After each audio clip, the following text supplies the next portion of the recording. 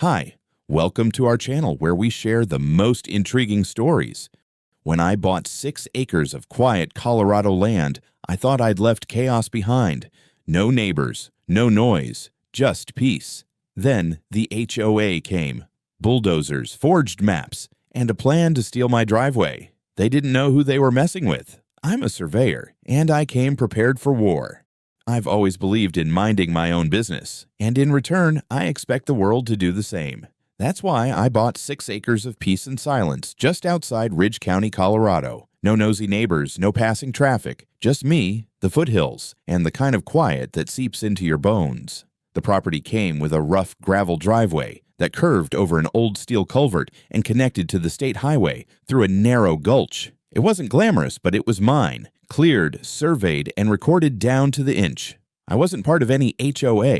That was part of the appeal. I'd been a geodetic surveyor for 16 years before shifting into infrastructure consulting. So when I say I know my property lines, I mean it literally. I drew them. I filed the documentation myself when I bought the parcel off an old cattle trust and finalized a minor re-subdivision. Nobody could touch it, at least that's what I thought. Then came the traffic. Not much at first. A few SUVs here and there using my road like it was a shortcut to the trailhead on the other side of the ridge. I figured it was just locals too lazy to drive the long way around. But when I caught a pickup full of kayaks barreling past my front porch and throwing up dust like they were in the Baja 1000, I knew something had to change. So I built a gate, not a rickety chain link eyesore either. I'm talking galvanized steel posts, welded frame, solar-powered opener with keypad access, the whole 9 yards. I even added a sign, private property, no access. Trespassers will be prosecuted. It was less of a warning and more of a polite scream. I had it installed on a Tuesday. By Thursday afternoon, the entire thing was gone. I came back from town with a sack of feed and a new blade for my chainsaw and found the posts bent in half like pretzels. The gate itself was twisted into the ditch like a child had stomped a toy. Tire tracks, deep ones, led right up to the wreckage. Fresh hydraulic oil stained the gravel. For a moment, I stood there just blinking at it. Then I saw the orange spray paint still fresh on the ground. 3 letters in bold uppercase, HOA. That was the first time I realized the people from across the gulch, the ones with cookie-cutter houses and wine-tasting flags in their yards, had a name.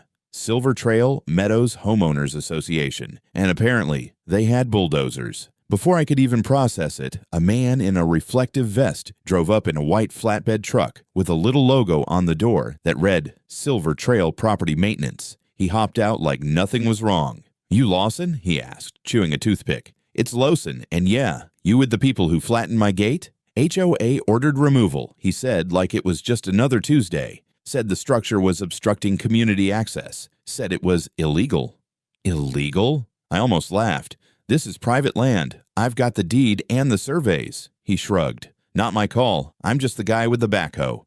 I told him if he didn't want to be the guy with a lawsuit, he should disappear fast. He didn't argue. I called the sheriff. Figured it would be an open and shut case. Vandalism, destruction of private property. Instead, 2 deputies showed up, took a look at the mess, and immediately started asking me questions. "Where's the permit for this gate?" one of them asked. "It's on my property." "I don't need a permit," I replied. "That's what you say," he muttered. They pulled out a copy of a faxed map, grainy and unlabeled, and said HOA claimed my driveway crossed a community easement that had existed since the 80s. Total nonsense. That easement had been dissolved before I even bought the land, but when I tried to explain that, they just gave me that look, like I was some angry loner causing problems for the neighborhood. To top it off, they handed me a citation for unpermitted obstruction of shared access and told me that if I rebuild the gate, I could be charged with interfering in public right-of-way. I nearly choked. I stood there, holding a piece of mangled steel, while a couple of smug HOA patrol volunteers took selfies across the road like they'd just liberated Normandy. They even had the audacity to leave behind a laminated note zip-tied to the fence post. "Silver Trail maintains access to shared routes. Future obstructions will be removed without warning." I didn't know whether to laugh or start swinging. Instead, I walked into my shop, pulled out the original surveys, my deed, the topographic overlays, and started scanning. I knew exactly what this was now. It wasn't about traffic. It wasn't about gates. It was a land grab disguised as community interest, and I'd just declared war. I didn't sleep much that night. Between the adrenaline spike and the sheer absurdity of what had just happened, my brain was too wired to shut off. I spent hours at my kitchen table surrounded by plats, legal descriptions, and topographic maps. Everything from the original USDA overlays to the county land registry database. If you wanted to go to war with a geodetic engineer, you better bring more than an HOA map that looked like it was printed on a toaster. Around 7 a.m., I was sipping coffee on the porch, going over old email chains with the county recorder, when I saw her, Karen Westmore. Even before she crossed the gulch, I knew it was her. Tall, surgically frozen face, sharp sunglasses, and that HOA gait, the kind of walk that said she thought the sun itself needed her permission to rise. She had 2 guys with her, both dressed like they got lost on their way to a tactical boot camp. One of them carried a clipboard. The other looked like a brick wall in Under Armour. They walked right up to my new temporary cattle gate, which I'd slapped up with barbed wire and a padlock the night before, and Karen didn't even knock. She didn't ask. She just pointed at the lock and said, "You'll need to remove this." Now. I stood up, letting the screen door clap shut behind me. "I'm going to stop you right there," I said calmly. "You're trespassing. You're standing on private property, and you've got about 10 seconds before I call the sheriff." Karen didn't flinch. "We're not trespassing. This land is under jurisdiction of Silver Trail Meadows. Our community maps clearly show this road as a shared access route." I walked down the path slowly, stopping at the gate. "Show me." She handed me a folder like it was the final proof of her divine authority. I opened it and tried not to snort. It was a photocopy of a hand-drawn map from what looked like the late 80s, with a red line scrawled across the middle. No parcel numbers, no coordinates, no official stamps. A joke. "This is trash," I said flatly. "The easement was nullified in 2004. I have the official recording from the county." Karen took a deep breath, like she was pretending to be patient. "We've already filed a petition with the county commission to reclassify this section of road as a community asset. You'll be receiving notice soon. In the meantime, your gate violates our emergency access protocols." I blinked. "Emergency access protocols?" "Fire trucks," she said. "Public safety. You're blocking a potential fire corridor." I looked around at the dried brush and empty hillside. "This is a 6-acre private drive. The only fire this road's seen in 20 years was a barbecue accident." She ignored me. "You're on the wrong side of this, Mr. Lawson. We're trying to be civil, but if you insist on hostility, we'll proceed accordingly." "Hostility?" I stepped forward. "You bulldozed my gate. You forged a map. You brought hired muscle to my land. And now you're threatening to take my property?" Karen gave me that cold, rehearsed smile, the kind you see on real estate flyers and crime documentaries. "You want war," she said, voice low and sharp.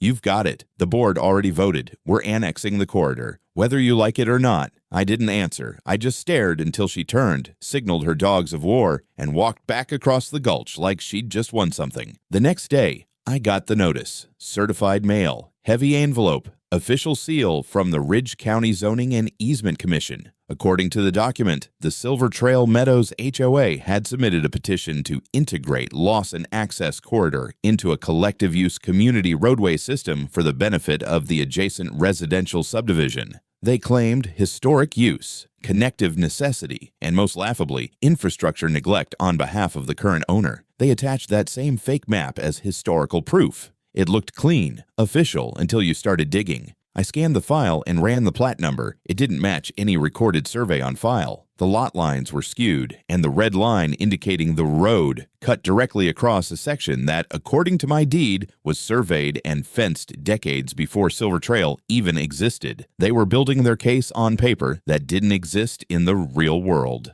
But I knew how this game worked. Bureaucratic pressure and manufactured doubt. The county commission wasn't going to investigate every line and overlay unless I forced them to. I pulled out my field bag, checked my drone battery, and got to work. If they wanted a fight on paper, they were about to get one, layered, geo-referenced, and notarized in triplicate.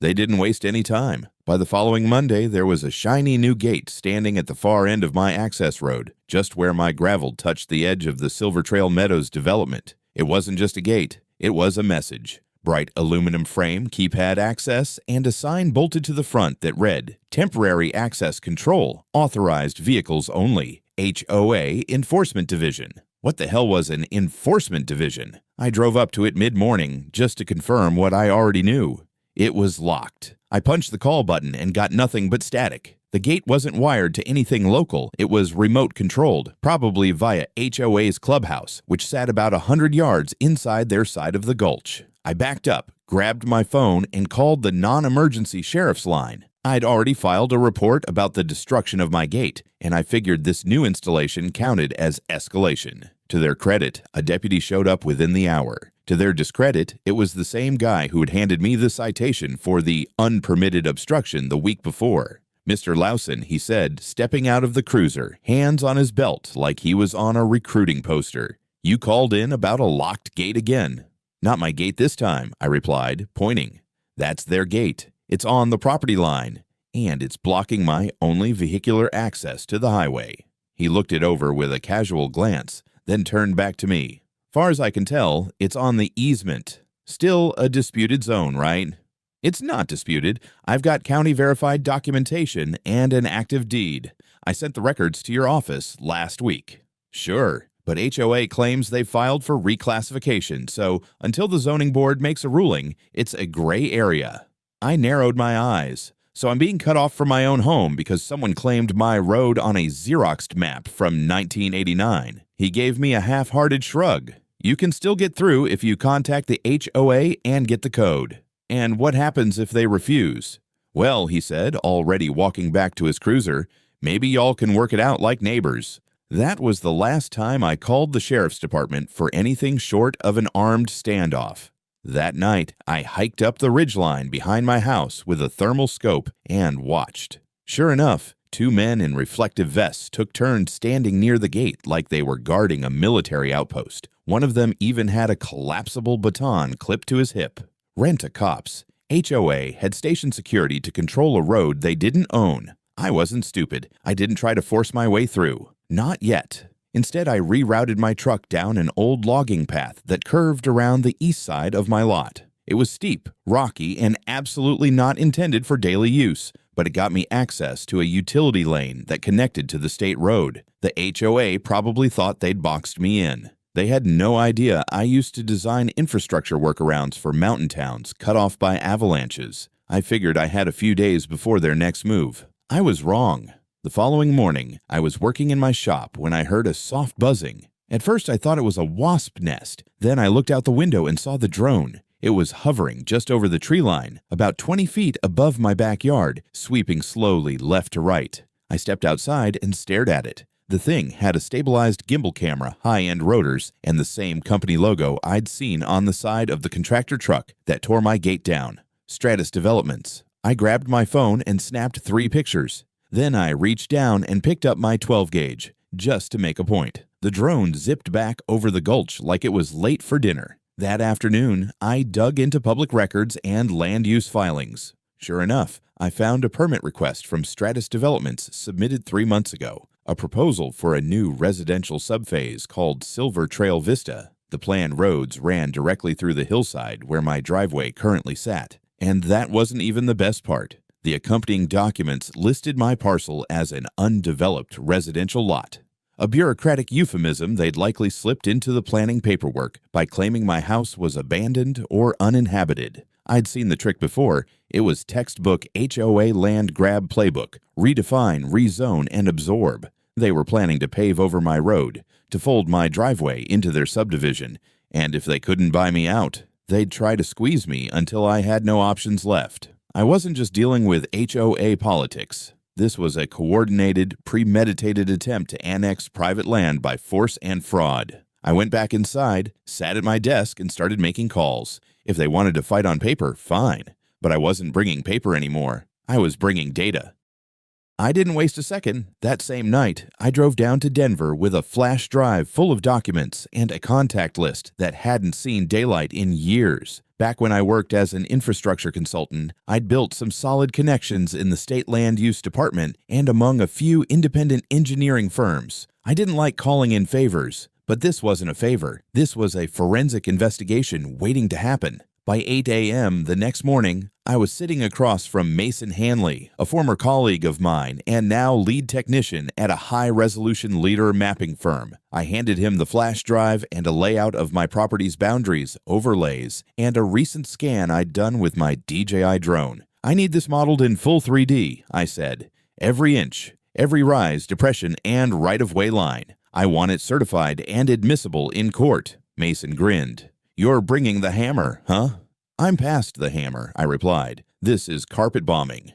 By the end of the day, I had a full-color LiDAR terrain map accurate to within 2 centimeters, showing my access road entirely within the limits of my parcel. No overlap, no servitude, no community claim, just rock-solid proof that the HOA was lying. But I wasn't done yet. I dug into the Ridge County Records Archive and unearthed the original subdivision plat for Silver Trail Meadows. And there it was. Their eastern boundary line stopped short of the gulch. My access road wasn't even visible. It was drawn as private, pre-existing farm access, unconnected to their grid. Then I stumbled onto something even more interesting.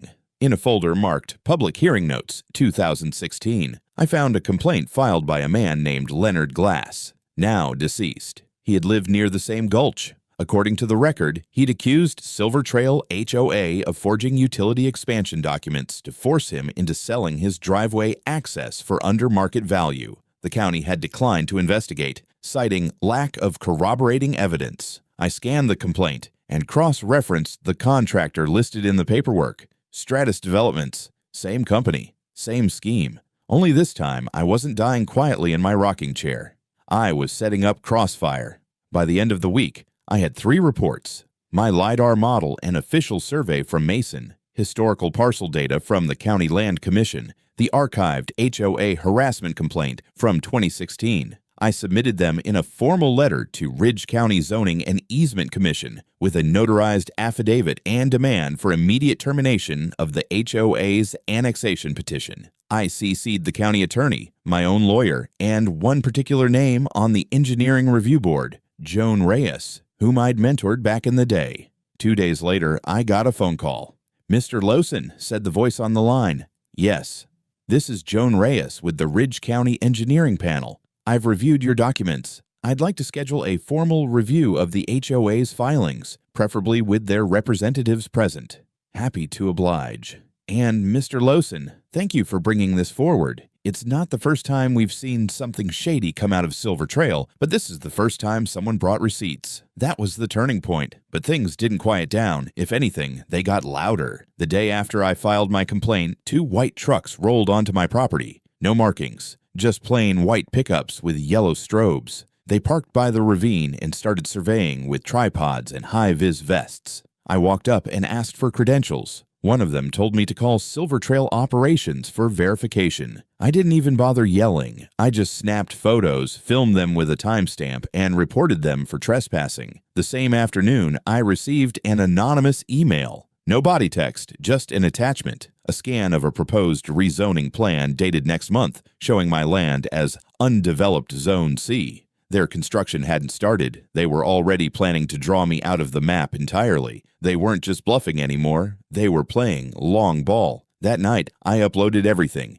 every photo, every drone video, every map and affidavit to a secure drive and copied it twice. One for my attorney, one for the local newspaper. They'd picked the wrong engineer to fence in. The day of the hearing was overcast, like the weather itself had read the case file and was bracing for impact. I arrived at the Ridge County Municipal Building in a pressed shirt, jeans, and steel-capped boots, respectably blue collar. My lawyer, Denise Wakefield, met me at the entrance with a stack of neatly tabbed folders and a subtle smirk that told me we were loaded for bear.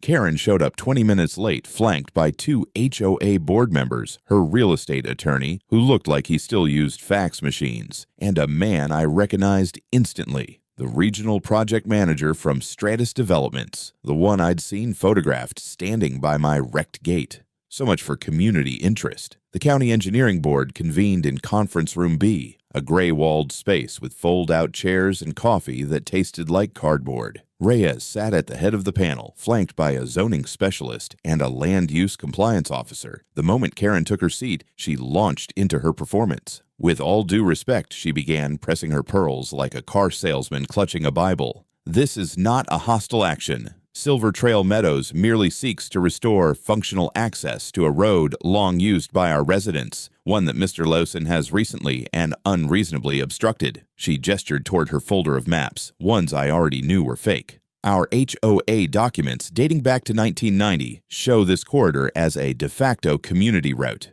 We believe it falls under implied dedication and are requesting its formal annexation under emergency access protocols. Joan Reyes leaned forward, steepling her fingers. Ms. Westmore, do you have any legally recorded documents, surveys, plats, or parcel overlays that show this road as part of Silver Trail jurisdiction? Karen paused. Our documentation is historical in nature. Historical is not synonymous with legal, Reyes said, her voice hardening. Denise stood and placed a full-color map on the table. This is Mr. Lawson's LiDAR-based parcel model, created less than 7 days ago, showing accurate GPS alignment of all registered borders and rights-of-way. I've included the county-verified deed, the 1997 easement dissolution, and satellite overlays confirming that no HOA infrastructure crosses or adjoins his property. I followed up. The HOA is attempting to claim ownership through fraudulent zoning language and a fabricated use pattern. Their only goal is to reroute my private drive into a commercial access point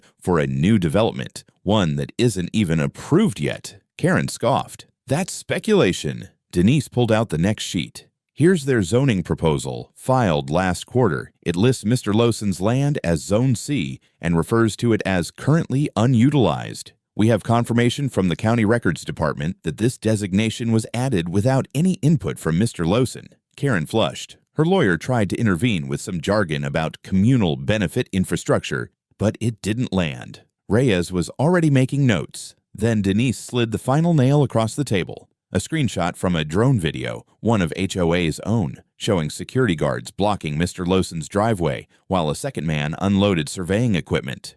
Your client claimed emergency access, Denise said coolly, and yet they used it to stage unauthorized work crews on land they don't own. That's trespassing, obstruction of private access, and construction without permit. The room fell silent. Karen sat frozen, her face stiff, like someone poured plaster into her bloodstream. Reyes looked at the zoning officer. Is there any legal basis under county code that allows for retroactive annexation of private roads without owner consent? The zoning officer shook his head.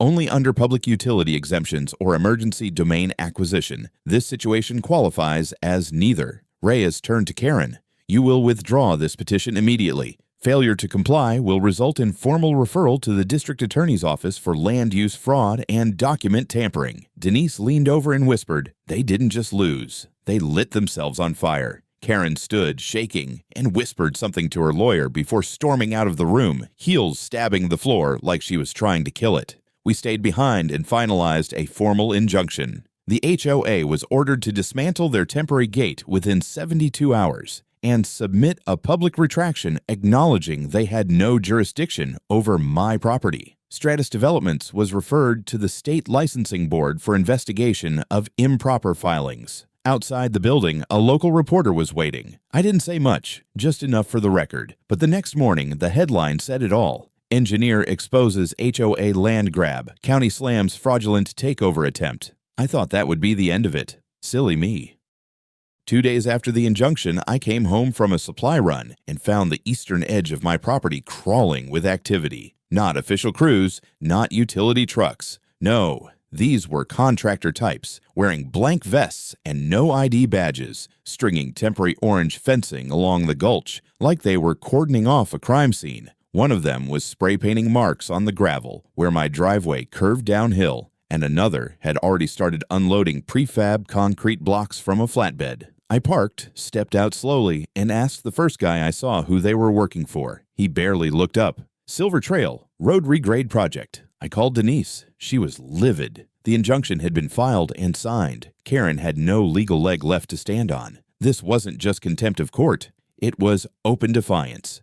We called the sheriff again. This time, they actually responded. 2 patrol cars pulled up and told the workers to cease operations immediately. They complied, but not before I overheard one of them mutter, "She said it was already approved."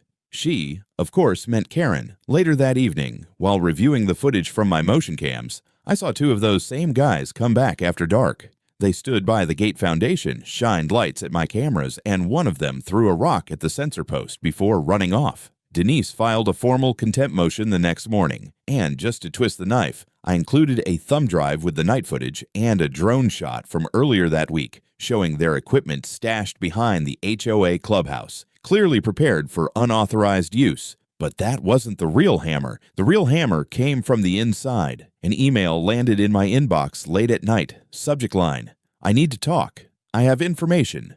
No name, just a Proton mail address and a promise to meet in person. Normally, I'd have ignored something that vague, but the message contained 3 scanned documents, internal HOA emails, showing Karen had bypassed a board vote to continue road enforcement under the assumption that Lawson won't have the funds to litigate more than once. She was betting I'd fold. The next day, I met the sender at a diner just outside town. Her name was Rachel Lim, former treasurer of the HOA.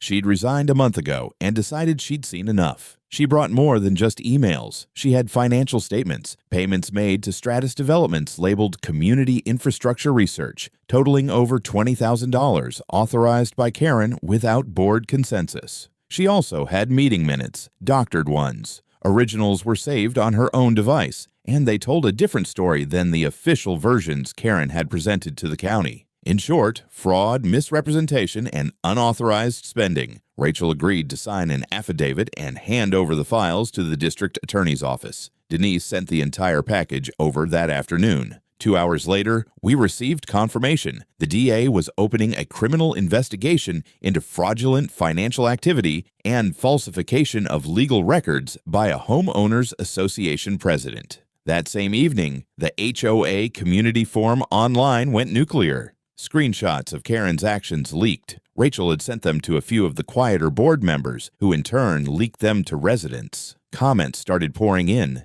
Accusations, demands, threats of a vote to remove the entire board. Karen didn't respond, but someone else did. A man named Joseph Earl, listed as HOA vice president, posted an official statement. Effective immediately, Karen Westmore has been suspended from all HOA duties pending legal review. A special emergency meeting will be held to determine next steps. We apologize to Mr. Lawson and the community for any overreach that may have occurred. They still called it overreach, like they accidentally tripped into fraud and tried to annex 6 acres of private land as a community service. But I didn't care what they called it. The collapse had started. By the time the special HOA meeting was scheduled, it was already too late for damage control. I watched the live stream, if you can believe it.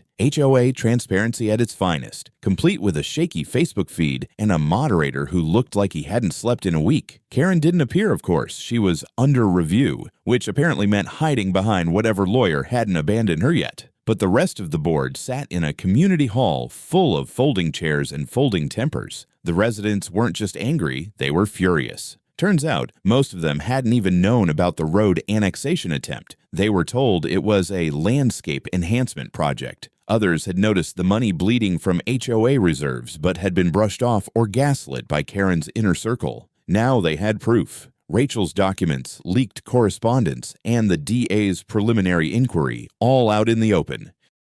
A motion was made. A vote was held. Unanimous. Karen Westmore, removed as HOA president, stripped of all administrative access, and formally disavowed by the board. It would have been a beautiful moment, if not for the fact that I knew what was coming next. Because the very next morning, I got a phone call. It wasn't from Denise. It was from Detective Martin Harlan, Ridge County Sheriff's Office.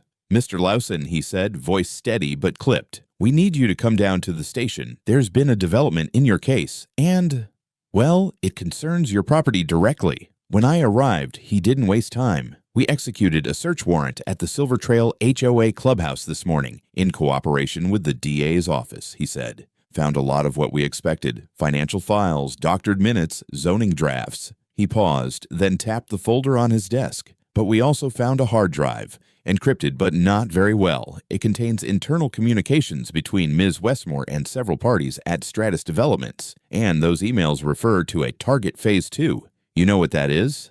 I nodded slowly. Yeah, that's me.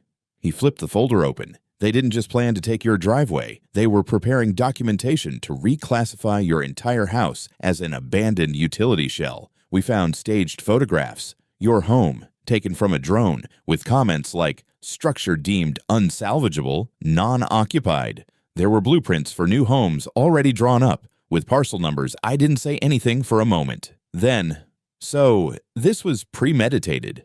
Down to the inch, he confirmed. They even had cost projections for demolition and redevelopment. Harlan leaned back in his chair. We're submitting the case for charges of conspiracy to commit property fraud, forgery, unlawful surveillance, and criminal misrepresentation. Karen Westmore has been arrested and is currently being held without bail. The DA is building a case to include racketeering charges. I walked out of the station in a fog.